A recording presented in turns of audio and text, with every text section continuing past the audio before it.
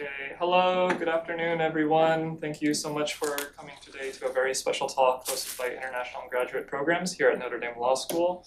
My name is Joshua Kuiper. I'm the program manager for our international visitors here at the law school, and it's a pleasure to have you all here today. We're going to go ahead and get started with the expectation that maybe a few more people will trickle in. So, today we are most grateful to welcome Dr. Svitlana Khyliuk, Dean of the Law School at Ukrainian Catholic University, to speak to our community about the ongoing conflict in her home country. A PhD in law and associate professor, she has extensive academic and professional experience in criminal law, legal education, and human rights, having previously practiced law and served as an attorney from 2008 to 2017. In addition, she is a member of the Scientific Advisory Council of the Constitutional Court of Ukraine and serves as a legal expert for the OSCE, the Council of Europe, the EU Bravo Justice Project, and the US Department of Justice. As mentioned, Svitlana is currently Dean of the Law School at Ukrainian Catholic University, or UKU. For those who do not know, UKU was formally founded in 2002 in Lviv, Ukraine, and is distinguished in being the first Catholic university in the former territory of the Soviet Union. UKU and ND share much in common in terms of mission. We both seek to serve the common good, grounded by our faith traditions, seeking the holistic development of people's spiritual, moral, and intellectual well-being. The law school itself was founded in 2014, sparked by the spirit of the Ukrainian Revolution and the restoration of the country's constitution. In this way, UKU's law school and the ongoing war with Russia are inextricably linked to the pursuit of constitutional sovereignty, to the defense of democratic ideals, to the staunch rejection of corruption in government, and to the steadfast protection of civil and human rights. Of course, none here today can speak better to the current situation than Svitlana herself. So, without further ado, please all welcome Dean Svitlana Khyliuk.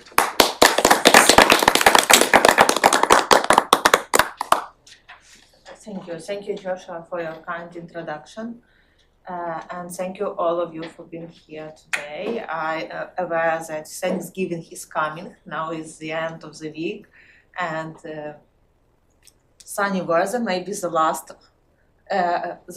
opportunity of the year to have a nice walk. That's why your presence here is much appreciated and valuable for me. This is not my first time at Notre Dame. Maybe I come here once a year since 2021, and I left the campus a few weeks before full-scale invasion. I have to admit that Paul Miller told me to stay and not to go back because you have Russian troops on your border, and my answer was like, this is 21st century, full-scale invasion is not possible, and apparently I was wrong and Paul was right. So now I am coming here, and I'm really happy to have an opportunity to talk with Notre Dame community about what is going on in my home country and the legal implication of the Russia against Ukraine. Today I will focus mainly on the concept of victory. What does it mean in present-day reality, whether it's possible, and I plan to spend 20-25 minutes on my talk, and then I'll be happy to answer your questions or to hear your opinion about what is going on in Ukraine. So once again, I'm really happy to be here at Notre Dame. For me, Notre Dame community like a big hug and a huge encouragement to keep going and to keep doing what I'm doing back at home. But also for me, Notre Dame community, especially Notre Dame Law School, is a clear example of Catholic leadership. We are all, and I'm really grateful for the opportunity to be here. So we have difficult situation in the front line. We have blackouts all over the country. we have this week, we have great corruption scandal in the energy sector, which reaches the highest position in the country. It might look like now is the most inappropriate time to talk about Ukrainian victims. But you know this man, Viktor Frankl, he was Auschwitz survivors. And in his book, Man's Search for Meaning, he said that the first to break were those who believed that it would all end soon. Next were those who did not believe that it would ever end. Those who survived focus on their actions without expecting what might or might not happen. And this mindset helped him to survive Auschwitz.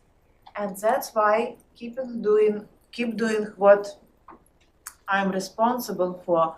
It also helped me to I don't say to survive, but just to keep going. And to start, I would like, some of you have already heard the story, but I would like to start, I would like to share the story of one of my students. You can see on the photo Ilya Pidhainy. He was 27 at this photo.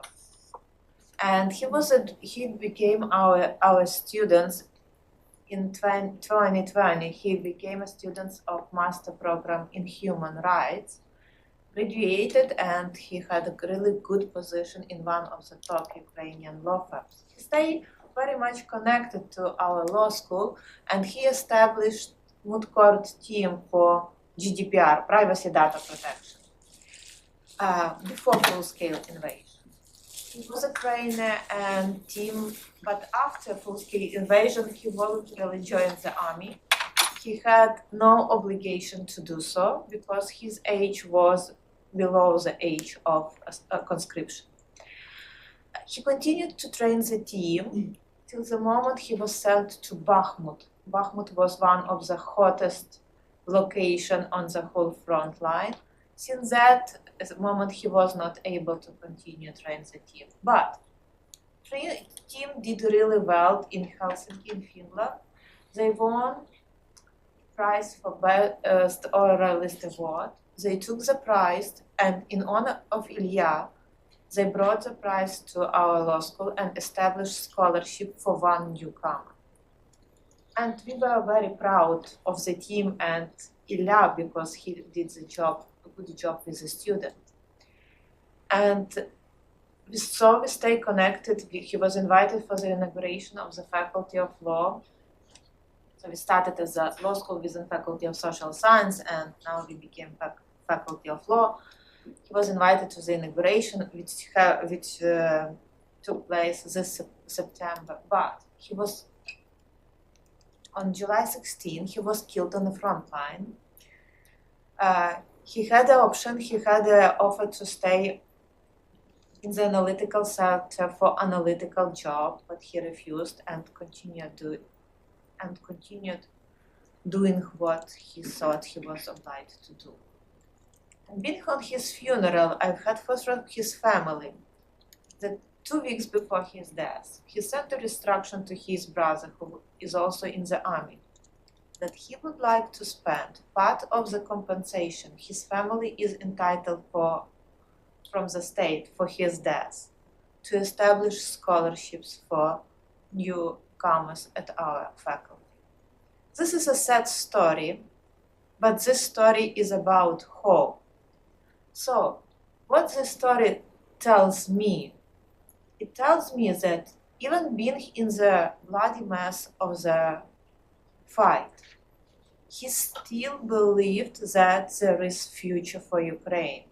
He believed to such an extent that he was ready to invest his death money into the education for young people he never met. And this gives hope to me, and this obliged us to move forward. And That's why I dare to say about concept of victory today. What does Ukrainian victory mean in present days reality? First of all, the kind of war we have in Ukraine is not conventional war, for many reasons. First of all, because of massive use of technology. Secondly, because of scale of use of disinformation and propaganda. And there are many other reasons which tell us that this is not conventional war as Second World War was. Therefore, many previous approaches are not applicable. In the nuclear era, one cannot expect the type of victory that Europe saw after Second World War. That's why within Ukrainian academia and civil society, we are having hot discussion about the victory for Ukraine, what victory for Ukraine will mean in the present day reality. There are very different opinions, but I would say that we reached consensus at least on several points. First of all, from the methodological perspective, we cannot perceive victory as a result, because we can't expect Russia to be defeated tomorrow or next year. It's difficult even to imagine, especially for our partners. But we would rather approach victory as a process. At the beginning of this war, Russia had the key purpose to destroy Ukraine as a sovereign state, to eliminate Ukrainian identity.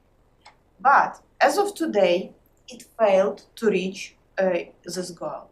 Ukraine started to win at that point when Ukraine refused to become ideal victim, as the world expected it to be. Which means that every day of our existence is to a certain extent the victory. Victory was at the beginning of full-scale invasion. Victory was seen as re-establishment of governmental control over the internationally recognized territory of Ukraine. But return to the borders of 1991 is not a victory. It is a restoration of international legal order. But victory means achieving our historical goals. Here I have to make a disclaimer. Ukraine never ever recognized occupied territory as part of Russia. Never ever. It's not possible from the legal standpoint. And if, for example, any president, does this from the criminal law standpoint, it would be assessed as a high treason, according to our current legislation. It's not possible. So victory means achieving our historical goals. According to Professor Yaroslav Hrycak, he is a famous history professor from Ukrainian Catholic University, and he wrote a book, and I think it's translated into English, about global history of Ukraine, and I very much recommend the book. And he said that from a long-term historical perspective, Ukraine's greatest victory lies in its final departure from so-called Russian world and its integration into he used the term Western world. By Western world, it means European community. Nearly 400 years ago, Ukraine's elite, perhaps unwisely or naively, entered the Russian world by signing Pereyaslav Agreement with Moscow Tsar. At that moment, they believed that thanks to their superior education and political experience, they could help build a new shared state, the same as Scots once contributed to the rise of the British Empire. This historical experiment failed. Despite numerous attempts of reform, the Russian world has remained what it truly is: a vast historical space marked by short-term life of humans and systematic corruption and total absence of political freedom. Of course, Western states also made their mistakes and committed injustice, but both Russia and European states have moved from crisis to crisis. The crucial difference, however, is this. While Russia has been and continues to be a state that consumes human lives, Europe tries to build human-centered states. There is no need to mention all attributes of Russian world: disrespect for human dignity and life, mass rapes, tortures, denial of political freedom, child abduction. Russia has forcibly transferred almost 20,000 Ukrainian kids to areas under its control. Today, I would like to mention one aspect of Russian world which is not that much obvious, namely that Russia used religion as a weapon. And according to edict of World Russian People's Council,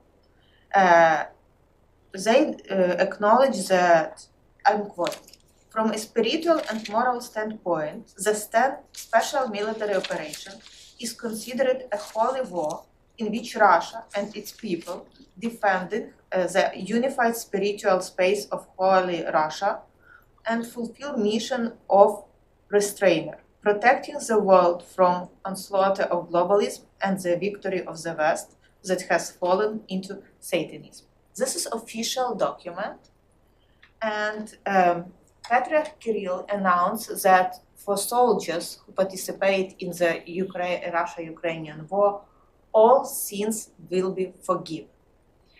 So it means that part of the Russian world ideology is to use religion as a weapon, which is not, this component of Russian world was not obvious. So for Ukraine, crucial at this historical moment is departure from Russian world. And I think it is happening, and I do hope that this is final. What are the essential components of Ukrainian victories? And I think that for Ukraine is important to preserve its sovereignty and to still exist as a sovereign state. If you go today to visit Ukraine, you will see on the central and western part of the country normal life. Open museum, restaurants, functioning bank system, functioning healthcare system, functioning education system. I dare to say that today in Lviv is more safer than in Chicago. There is much more chances to be killed in Chicago in a mass shooting than to be killed by Russian missiles in Lviv. Lviv is located near the Ukrainian-Polish border. So for Ukraine to preserve its sovereignty and to stay as an independent state is really crucial for the victory. Until the Ukraine as a sovereign state exists, we have all reasons to speak about Russian defeat and Ukrainian victory. Also, which is important and which makes difference between us and Russia state is to preserve democracy and rule of law through the war. It's not an easy task, but it's crucial for our survival and victory. Of course, we need strong economy, and also we need military potential, which makes Russia aggression strategically impossible. So Ukrainian victory is opposite to Russian goals in this full-scale invasion. This doctrine is called strategic neutralization concept, and I recommend you can find the article of Andriy Zagorodnyuk. The title of the article is "The Only Security Guarantee Ukraine Can Trust is More Drones and Missiles. They can stop Russian aggression." So, For Ukraine, a victory may not necessarily come through the total military defeat of the Russian Federation or through peace negotiations. True victory will come through building a resilient, secure and prosperous state in the face of Russian threat. This means normal national life, strong economy, and also strong military, huge military potential, which ensures that Russia's effort to undermine Ukrainian sovereignty becomes strategically ineffective. It also means persuading our allies to support Ukraine not merely until some hypothetical peace is achieved, but over the long term during the ongoing struggle in which Russia continues to fail to meet its objectives. This brings us to what Andriy Zagorodnyuk is called a new theory of victory, and on the base of strategic neutralization. The aim of this approach is not to force Moscow to the negotiating table or to destroy all its military capacity. Instead, it seeks to render Russia's aggression operationally incapable of achieving any meaningful military goals. Let me give you a few examples. Ukraine has no fleet at all, but Ukrainian companies developed new sea drones. We call them sea babies. And through the use of these sea drones, Ukraine managed to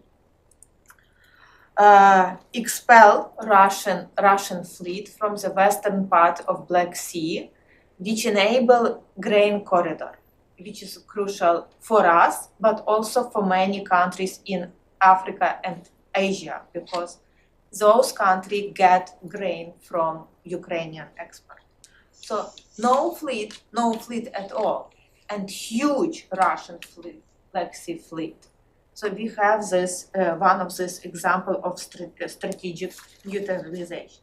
The other example, from the very first day of the full-scale invasion, Ukraine successfully blocked Russian attempts to establish air dominance over its territory.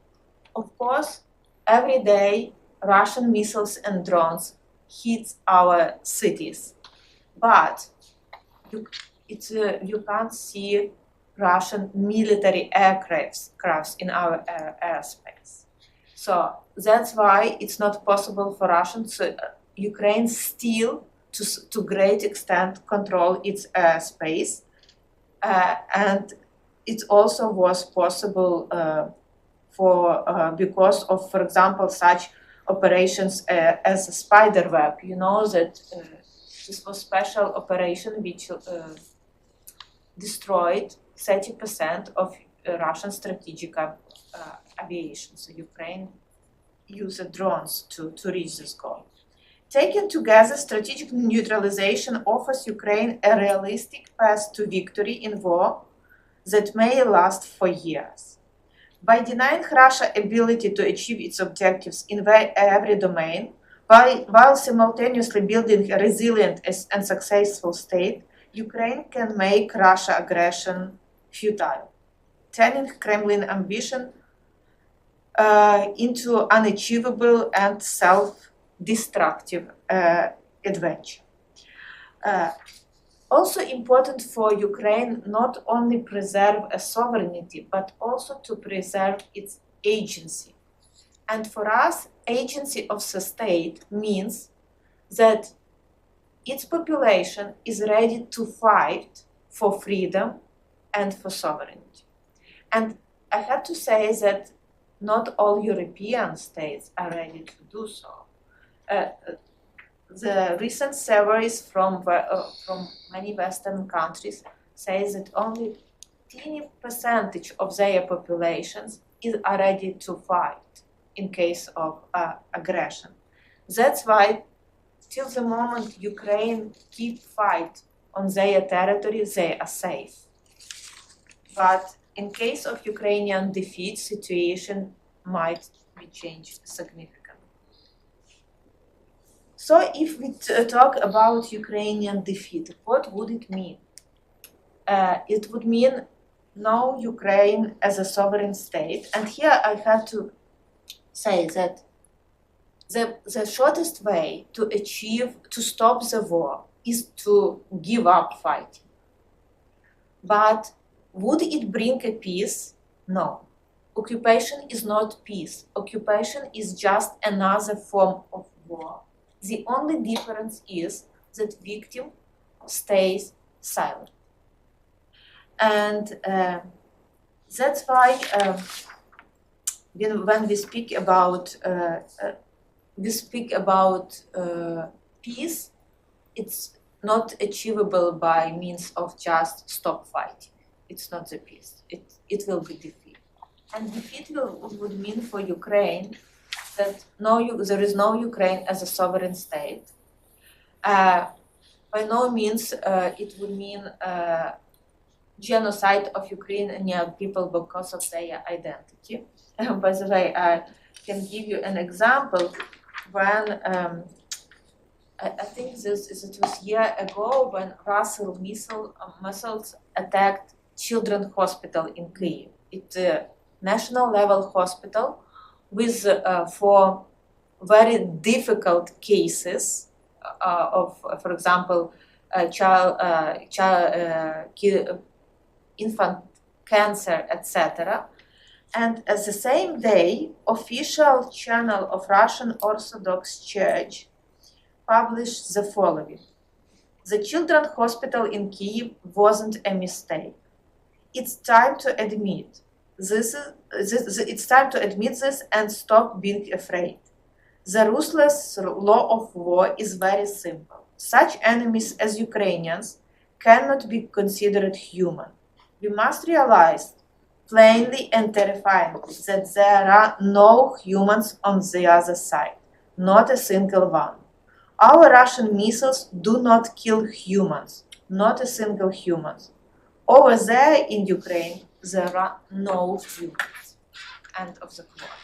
This is official channel of Orthodox Church and their official reaction for hitting children hospital.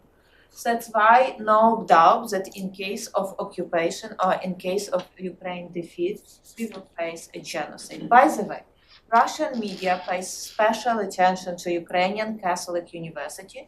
According to them, we train Nazis. It would mean particular consequences in case of occupation. So in case of Ukrainian defeat would encourage Russian aggression against European state, because nowadays Russia has a huge army and you cannot say those all soldiers go back home. No. And now they have a military type of economy and it's not possible just to stop overnight. That's why if they stop fighting in Ukraine, they would go somewhere else, and this is Baltic state, Poland, and all other neighbors. Finland is preparing to do the Russian visit. The next, this war is not about territory.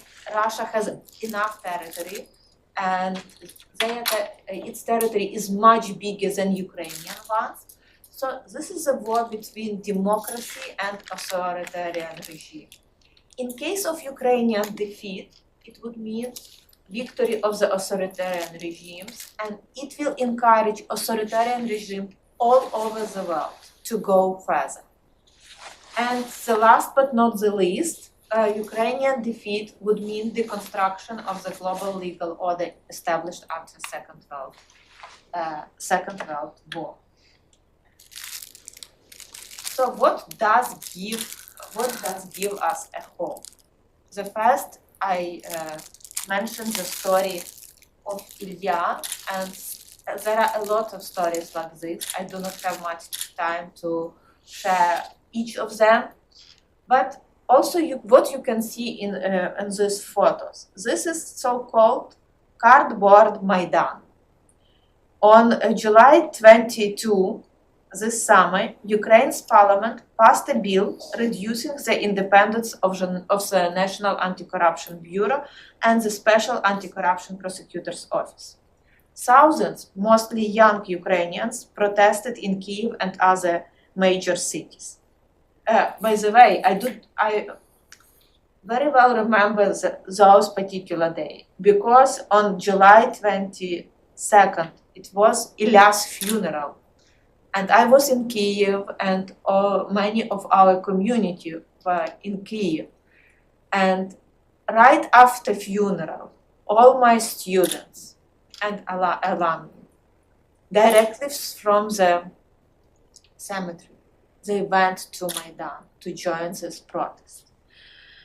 Demonstrators carried handmade cardboard signs giving the movement its name, Cardboard Maidan. Protesters viewed the bill as a rollback of post-2014 democratic reforms.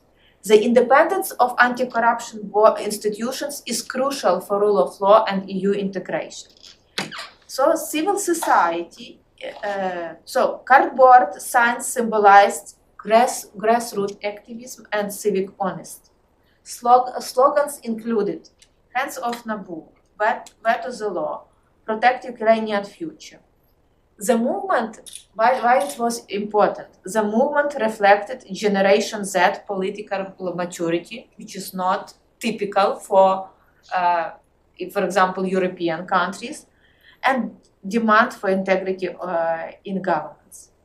And those protests forced the government to revise legislation and reaffirm commitment to anti-corruption principles. So independence of anti-corruption bodies was restored as a result of this protest. So those young people with cardboard in their hands managed to influence the government and to change government policy.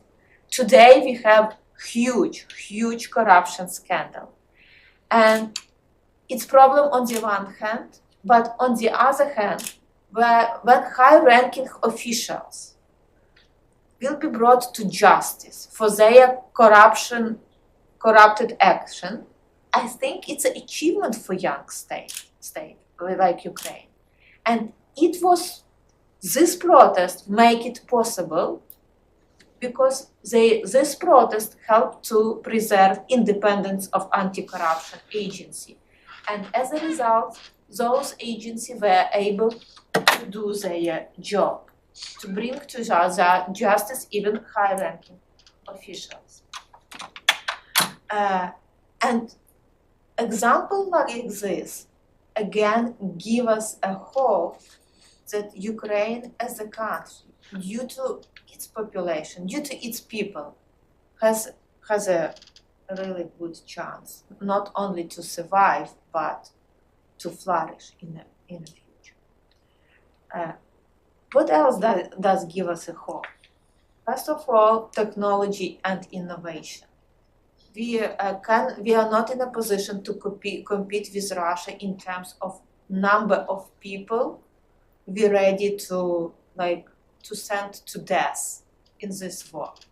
That's why we are still standing, because of technology and innovations.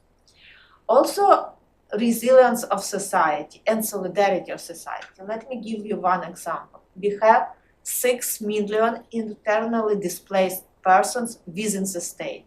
6 million. As of today, we have approximately 30 million, maybe 27 millions of population in Ukraine. 6 million out of them are internally displaced persons. But there are no refugee camps in Ukraine. And there are no people on the street. Again, you can see mother with 2 kids in a paper box in Chicago, even on the Magnificent Mile. But it's difficult to find such a situation on the Ukrainian street. What does it mean? It means that all those people were somewhere accepted on the Western and Central Europe. And I think that this is a characteristic of the quality of society. If society is ready to rearrange and to rearrange its life and to accept those people, not to send them to refugee camp or to the street. And this also gives a strong horizontal net. What I'm telling about, for many years in Ukraine, for Ukrainian people, state was a source of danger. During all communist time, state was a main threat to human dignity, human life, and human rights. That's why it's normal situation for Ukrainian people to keep distance from the state, like do not trust the state.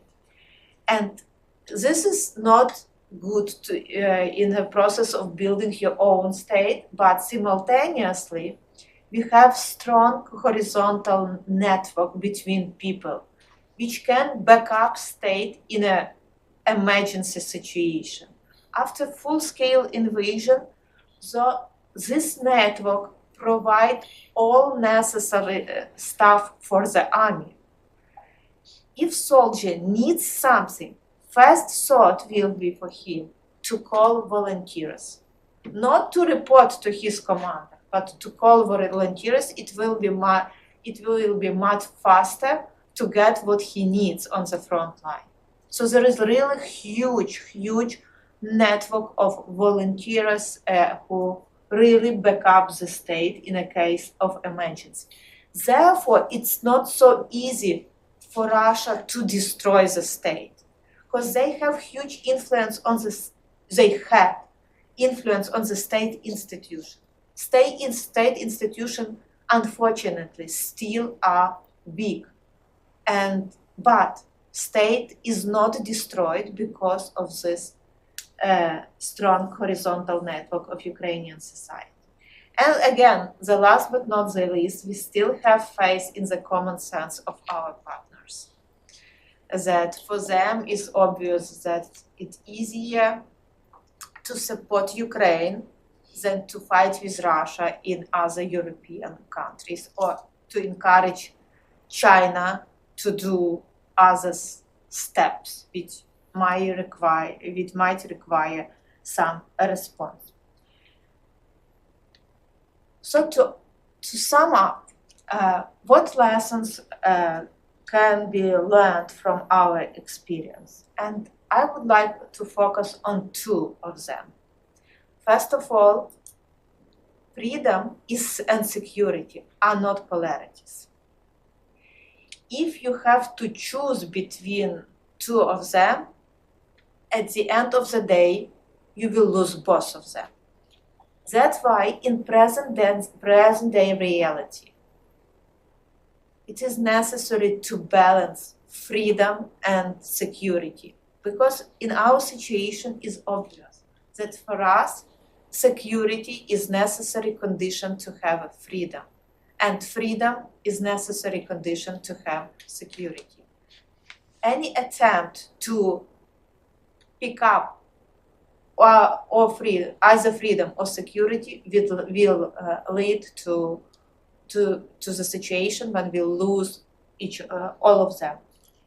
And I think this is relevant not only for Ukraine, but also for European and other countries, especially European countries. They try to use security as a universal argument. And some part of their populations are ready to give up freedom for security. In such case, our Ukrainian case proves that you might lose both. And second lesson, freedom is never free. And it's easy to lose it, and it's difficult to fight it back. Therefore, freedom should be protected. And it must be, it was to be fight for. So, standing with Ukraine and win with Ukraine, because we are fighting for ourselves, but we also are fighting for the rest of the world. Thank you for your attention. I'm open to your questions, if you have any.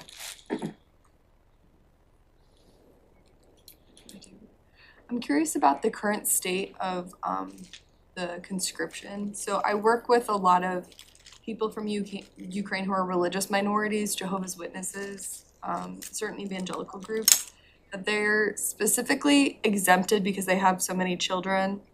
But they're always sending me videos where they say that people are like those exemptions are no longer valid and people are being taken in for conscription regardless. I was just curious if you know anything about that or have any thoughts. Week ago, there was a judgment of our Supreme Court. It was Jehovah Witness case. Mhm. And because one person refused of conscription because during special period, this make his refuse criminally liable. Mhm. And he still this guy still was convinced. He still was convicted. But what made Supreme Court did, it mitigated the verdict. So no real imprisonment, just suspended imprisonment, which But is still, still that's imprisonment. And we have three different approaches with the Supreme Court. So for Ukraine, there are no answers in the legislation because religious belief is excused from military obligations during peacetime, and there is no rule for times of emergency. So there is no exempt for time of emergency. And position of the court is it's up to parliament to decide and to establish exception for time of emergency. And as of today, there is no exemption on the ground of religious belief, so they have to keep doing what they are doing. But I know that right now this case is considered by our constitutional court in terms whether it corresponds to the freedom of religion. Mhm. And I think that in a month or two we will have position of the constitutional court on this regard. And the key problem is to establish whether whether person has sincere beliefs or whether person pretends that he has sincere beliefs in order to escape military service during war times. So this really painful question, which is not resolved on the level of legislation, and we have incoherent judicial practice. So three different positions of Supreme Court within last 3 years. So we don't know really what to expect, and I think that constitutional court might put an end to this discussion. Fascinating. Thank you.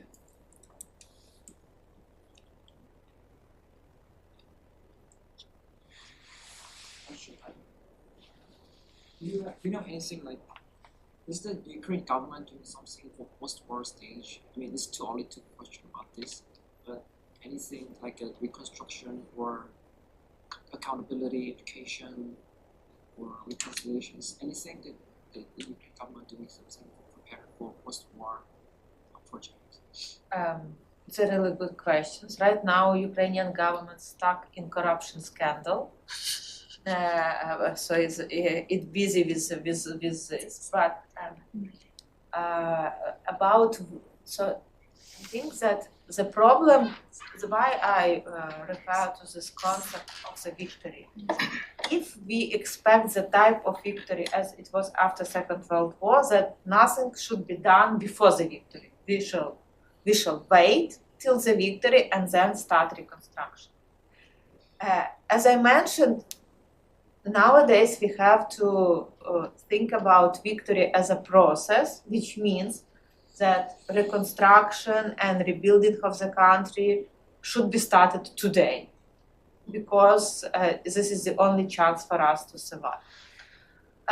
Government has several projects in different domains for post-war recovery. How to reestablish healthcare system in the occupied territory, also some other policies. But I think that what we really lack a general picture of recovery for Ukraine during war and after the war. I think that this vision is still in progress. And it's difficult simultaneously to do two jobs, to fight and to build your future. But I think that we have to do this. And yeah, government started like from particular policies in particular fields, but it still needs, we're still waiting for like visionary document for Ukraine for after the war or during the war.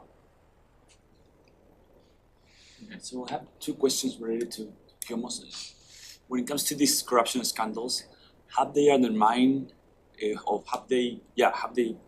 undermined the government's position in front of the people? And related to that, to what extent is there a shared understanding that President Zelensky enjoys sufficient support, or there's a broad understanding that he should stay in office until the end of the war? Has his position gained strength or been jeopardized? Okay, we shall see what will be after this scandal. But before that, he still had a great support of people, not the same as it used to be, but still it was approximately 50%, which is a lot. He is almost 7 years in office, almost 4 during the wartime. So it's really huge support. All corruption scandals have impact on the level of public trust to the state institutions. And I have to admit that public trust to the state institution is low. What we noticed during first 6 months on full-scale invasion, there was huge increase of public trust to state institutions. But I think that the reason it was not because they did something very well or did something right. It was given ahead, like it was a credit from the society to state institution. And after those 6 months, state institutions started to lose those public trust. But this is a result of our Soviet or communist trauma, when society and state are two separate agents in Ukraine, and they do not trust each other. And before the war, we even talk about that society has to adopt the state. Like, this is our own state. This is not Russian Empire or Austro-Hungarian Empire or Poland. It's our own states, and society has to adopt this child and raise it. But right now, every corruption scandal has an impact on the level of public trust. After all scandals with the judicial system, we have 6% of Ukrainian population trust judicial system. But simultaneously, the same question was asked to people who were leaving courtrooms. Whether you trust judges in your case. And situation was completely different. 67% respondents who leave courtrooms trust judges. 67%. But national survey, when everyone was asked, do you trust judicial system? Only 6% say yes, I trust judicial system. The rest said no, we do not trust judicial system. And when we try to explore why we have such a difference in results, and one of the idea was we have this huge impact of media. When media, they like to pay attention when something went wrong. And it's so boring to say that this judge or that judge did his job well. It's so boring. No one give you a like for such a news. They did their job well.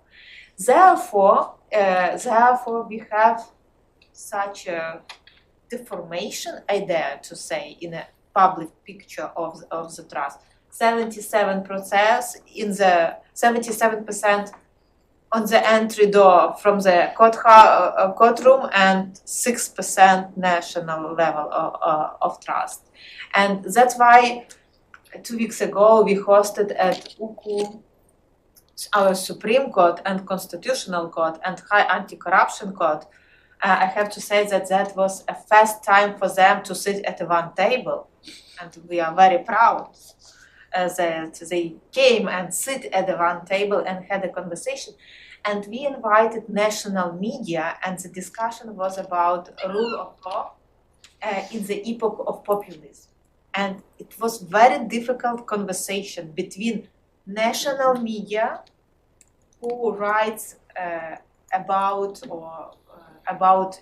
justices and judicial cases and judicial system and judicial reform, and justices themselves. It was really hard conversation, but we were happy that at least we started those conversations, because I think that they need more cooperative approach in order to escape such different estimation in the of their activity. And I think that at least we at the very beginning of this. So yes, huge impact of this scandal. And about President Zelensky, I think that he still has enough support within the country. About elections, our key task is to preserve democracy through the war. But from the practical standpoint, it is not possible to have elections. We have 1 million people in the army. 1 million people in the army.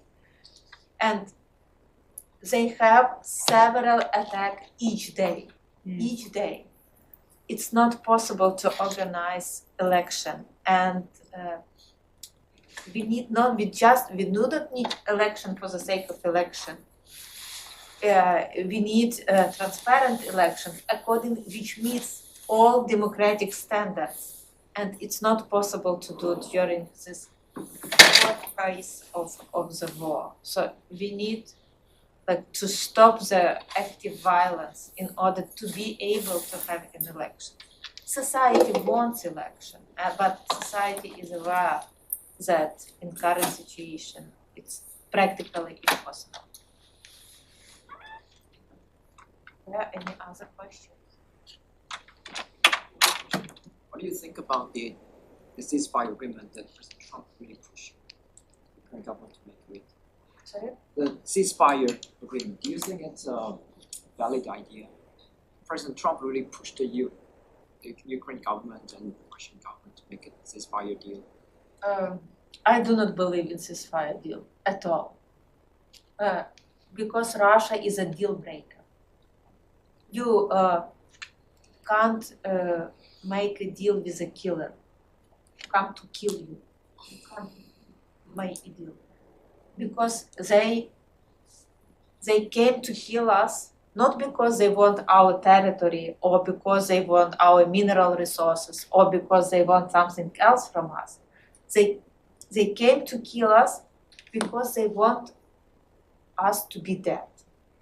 They want our country to stop exist. And that's why ceasefire deal will just give Russian troops advantage on the front line. And it will be disaster for Ukraine. Because what stop Russian army, this is the only things. Russian army is stopped by Ukrainian army. That's it.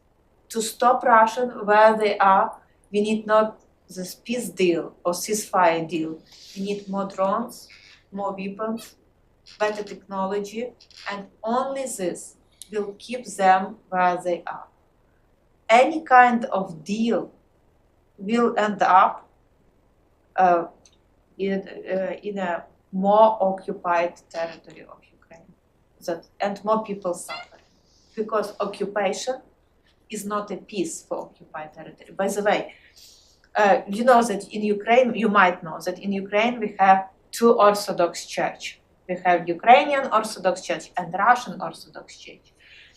When Russia occupied southern Ukraine, there were many Protestant communities. All of them were either sent to jail or expelled from the territory. For example, there was a case when woman who organized a school to read the Bible with kids, she was convicted for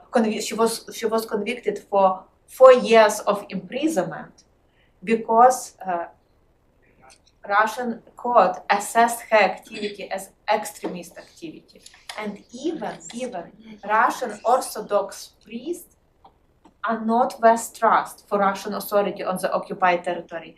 And they are fired from their position in the church.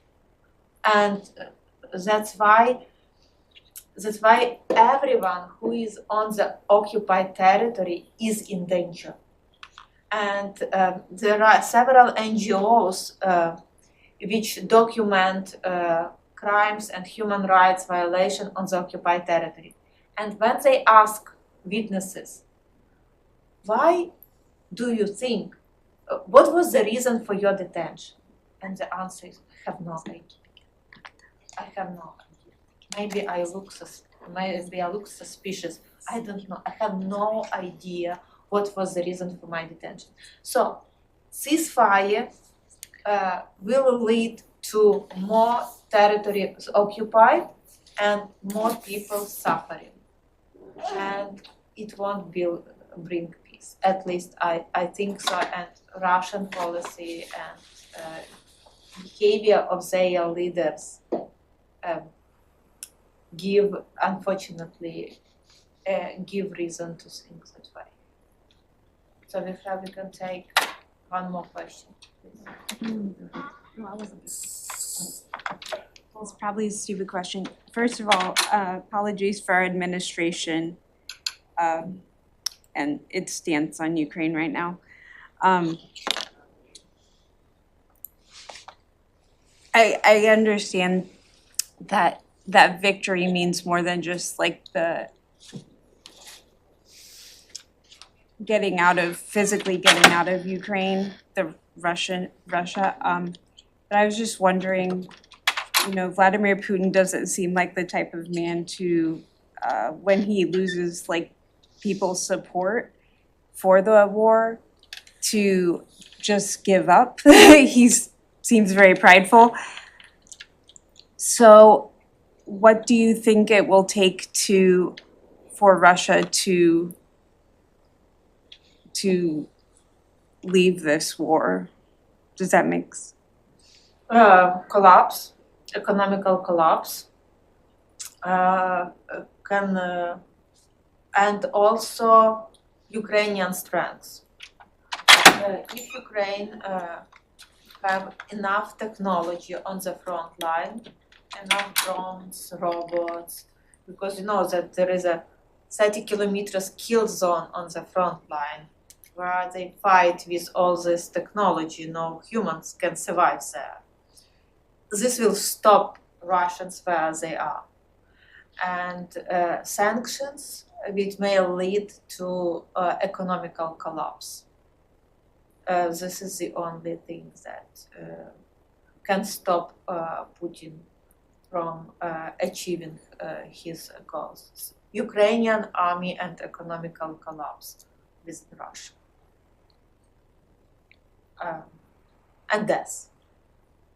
His death? Do you think like even if he expires that there would be still support from whoever comes next? It depends if after his death, after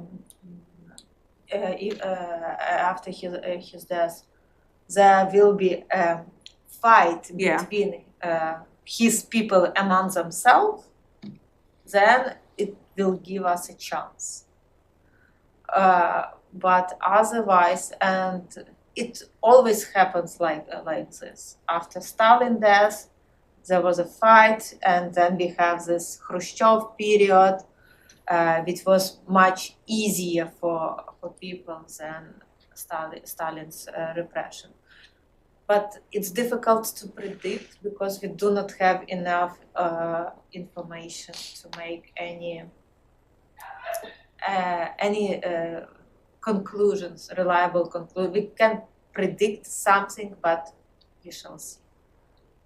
So we have 5 p.m. Thank you for your attention.